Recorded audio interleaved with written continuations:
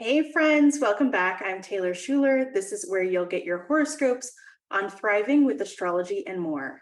Today we'll look at the astrology for the week of September 17th to the 24th, starting with the third quarter moon in Gemini.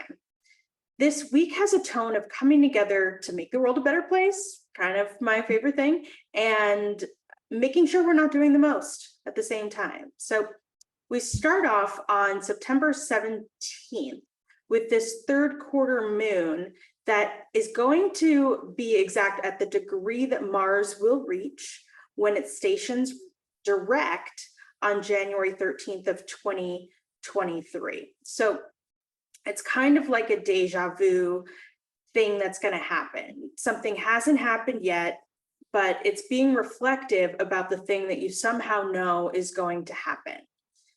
Because it's a third quarter moon, it's reflective, it's releasing, it's about letting go, it's about, publishing or getting stuff out into the world.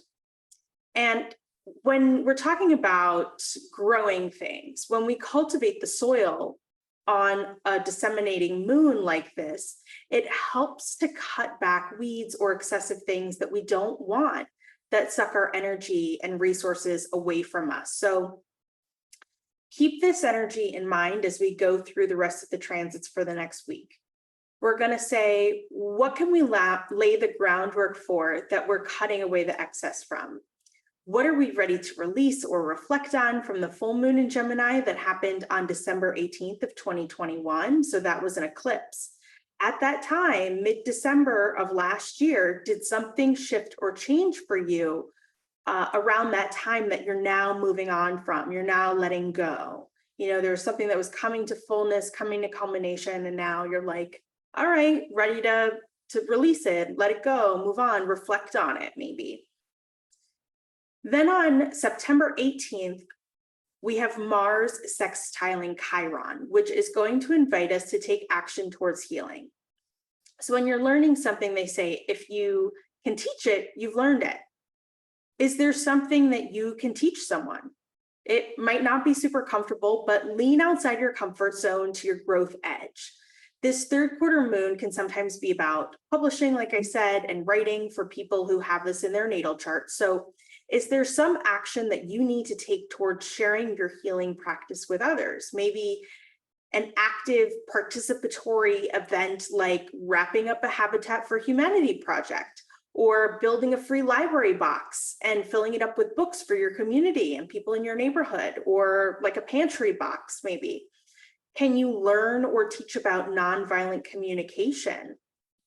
These are some things that would really honor Mars's energy of needing to take action around communication, since Mars is in Gemini, which is about communication, and Chiron wants us to teach, it wants us to heal. Or on an individual level, could you make an appointment that would serve your own healing, like a craniosacral massage, since Aries, where Chiron is, relates to the head, or a manicure, since Mars likes to cut and Gemini rules the hands. Later the same day, we see Mercury opposing Jupiter. This is interesting because they enter into this aspect to one another naturally in what's called the Thema Mundi, which is a kind of natural chart for thinking about astrology from a theoretical perspective.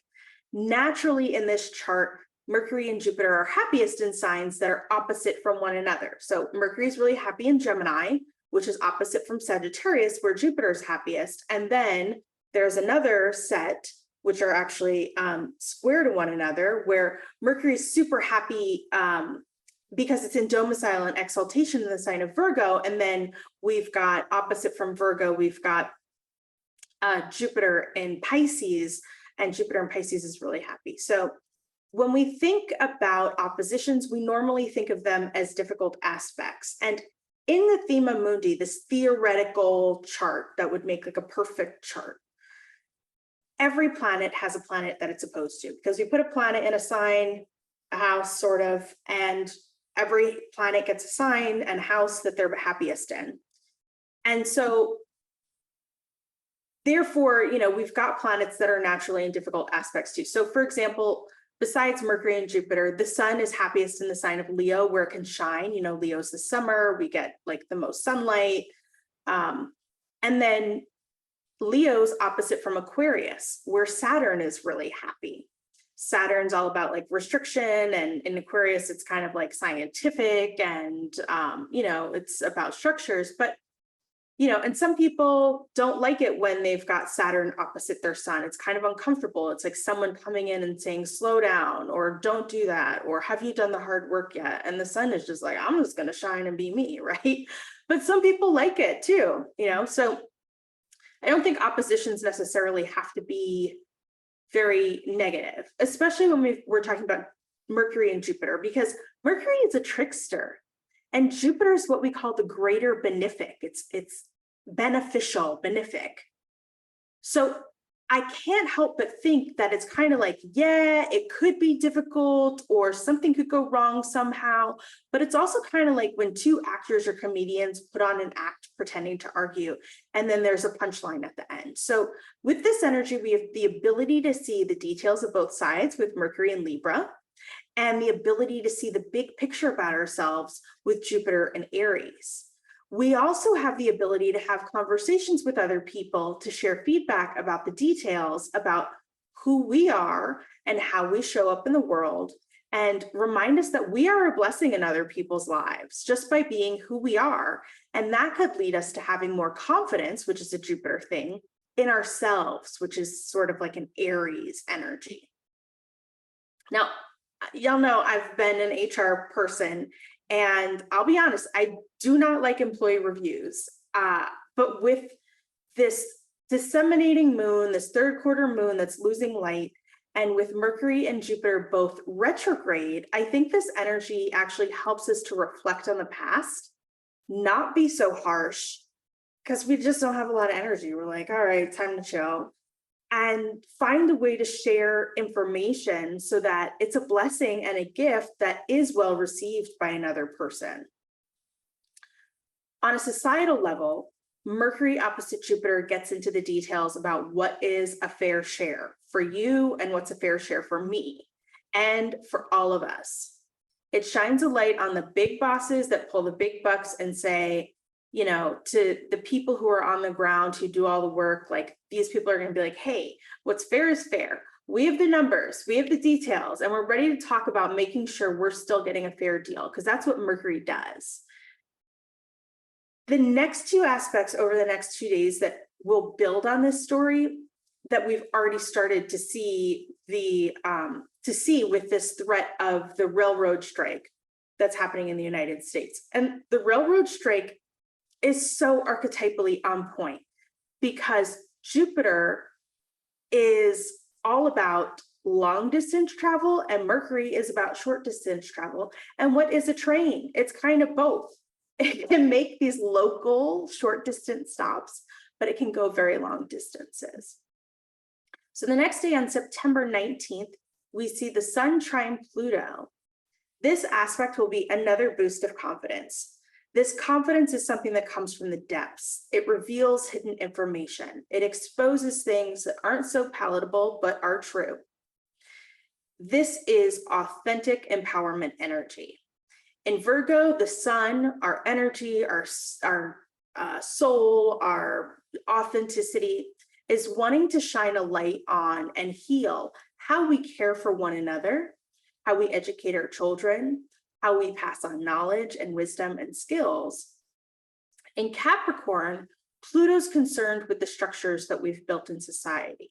Pluto's concerned with the authorities, what's been buried or is getting buried. It's concerned with deep hidden stores of wealth. So not only is this about our individual empowerment, it's also about the ability to shine a light on who is wealthy and who is maybe not so much yet, I'll say.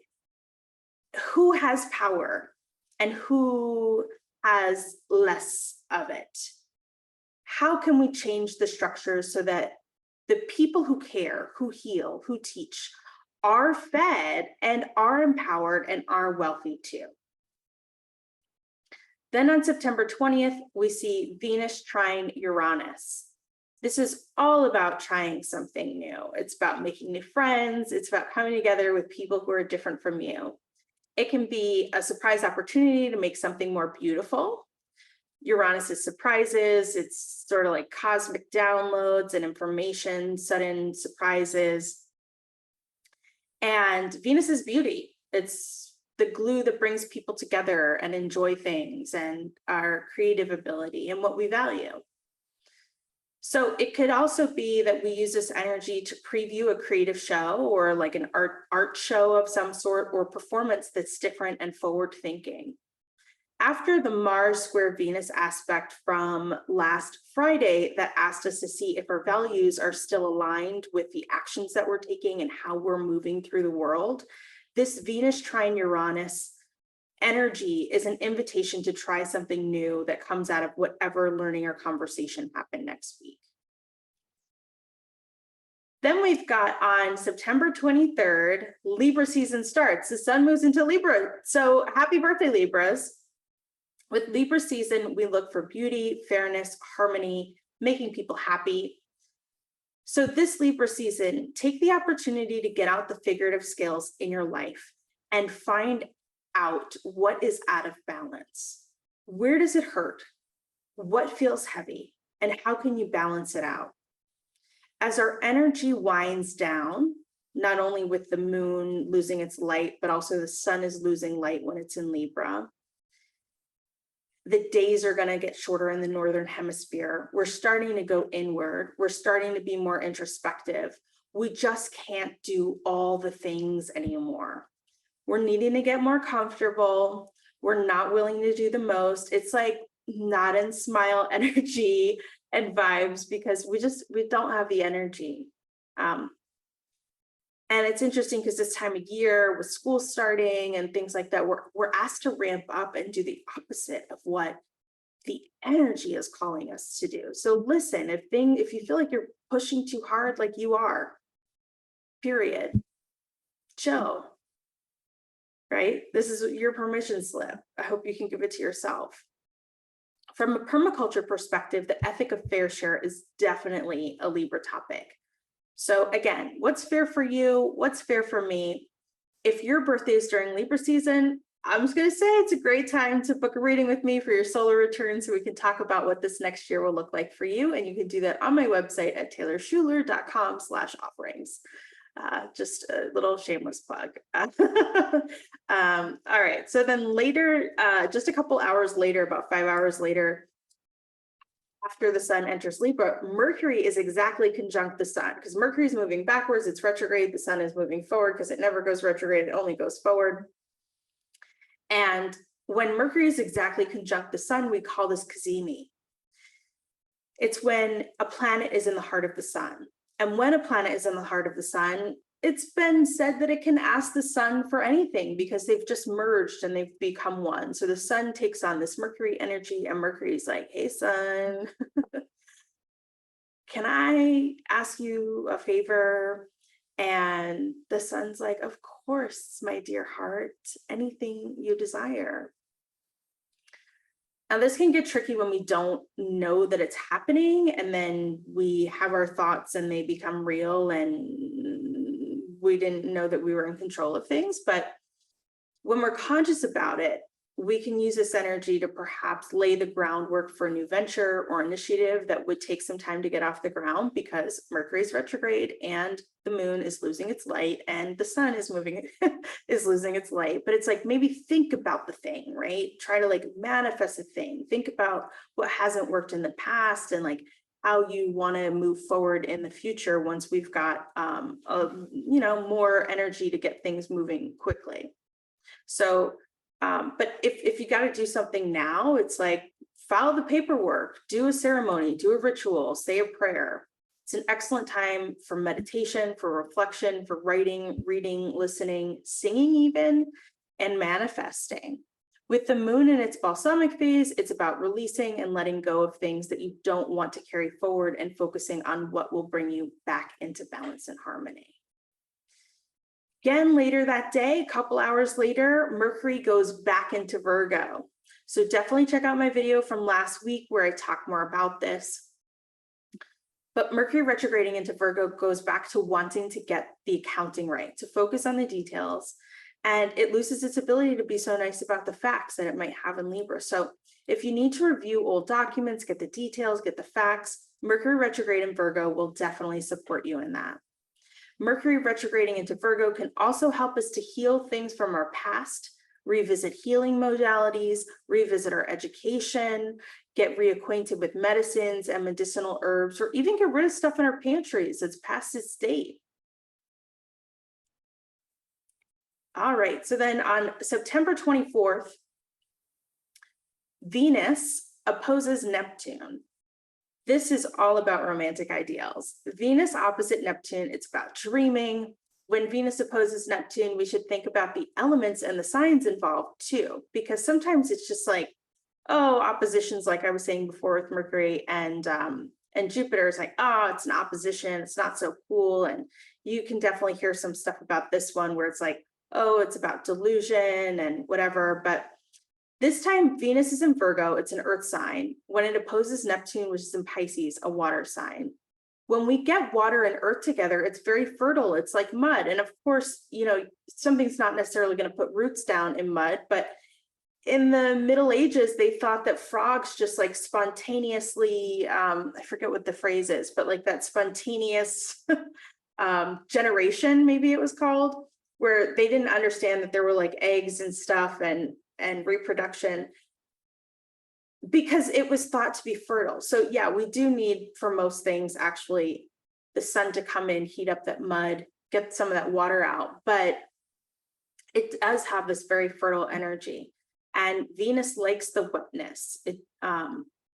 And Venus in Virgo, it's sort of like color coding all the files to get organized and make it beautiful.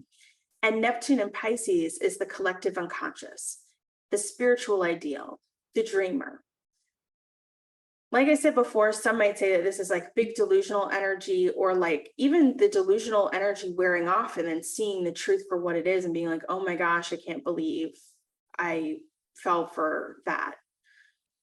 I think that this transit of Venus opposite Neptune will actually help Virgo, the Venus in Virgo, get off that type A, color code, all the things and organized type energy. And I say this with the most love because I have South Node and an angle in Virgo very close to each other. And trust me, I have been, and even this morning and yesterday and all this time, every day of my life, really, I have been very type A.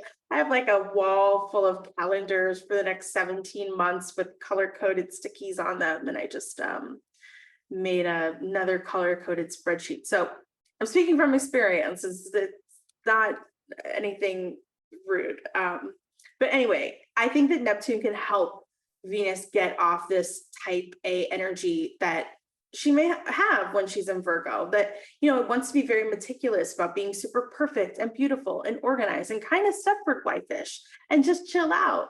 It's like a Stepford wife with a glass of wine or an edible. Venus in an earth sign is prepared to actually turn Neptune's Piscean dreams into reality, but she's got to step back, get the big picture, give her sobering reality of seeing that sometimes dreams are nice, but they need to be grounded in reality to actually make stuff happen.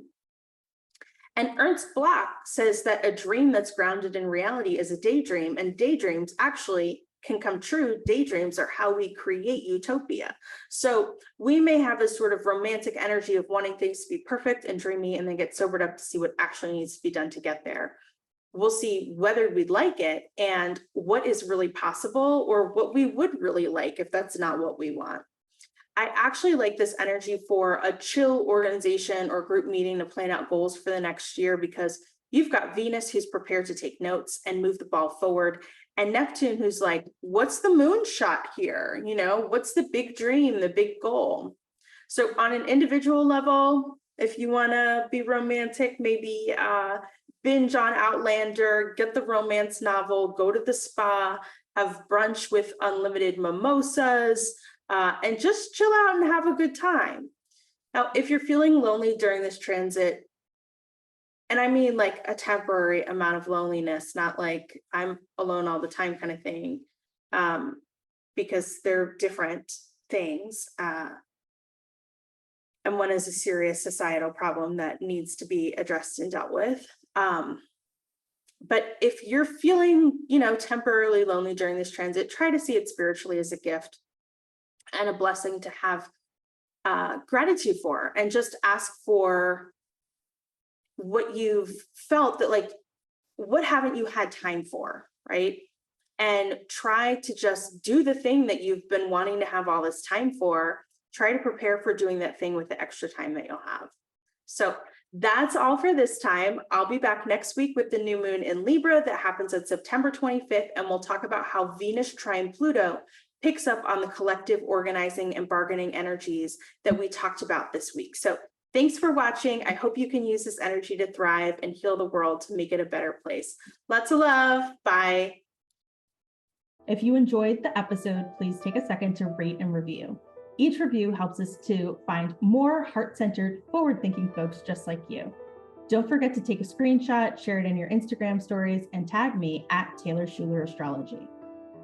If you're interested in an astrology consultation with me, you can book online at my website, taylorshuler.com. If you like my digs and you're looking for short-term furnished rentals because you're a digital nomad like me, or just because, don't forget to use the link in the show notes or code Taylor_C6I at hellolanding.com for $250 off your rental. See you next week.